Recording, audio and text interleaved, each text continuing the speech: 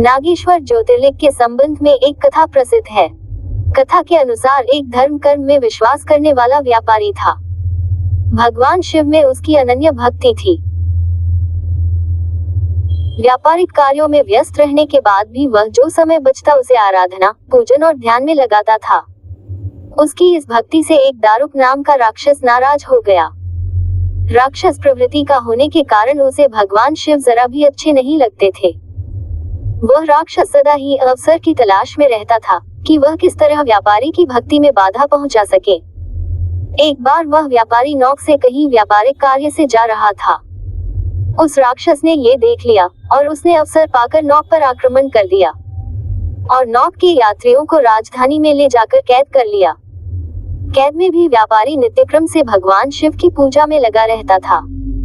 बंदी गृह में भी व्यापारी के शिव पूजन का समाचार जब उस राक्षस तक पहुंचा तो उसे बहुत बुरा लगा। वह क्रोध भाव में व्यापारी के पास कारागार में पहुंचा।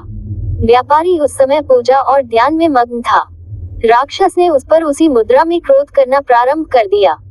राक्षस के क्रोध का कोई प्रभाव जब व्यापारी पर नहीं हुआ तो राक्षस ने अपने अनुचरों से कहा कि वे व्यापारी को मार डालें। व्यापारी को विचलित न कर सके।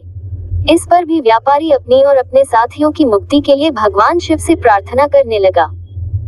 उसकी भक्ति से प्रसन्न होकर भगवान शिव उसी कारागार में एक ज्योतिर्लिंग रूप में प्रकट हुए और व्यापारी को पाशुपत अस्त्र स्वयं की रक्षा करने के लिए दिया। इस अस्त्र से राक्षस दारुक तथा उसके अनुचरों का वध कर दिया।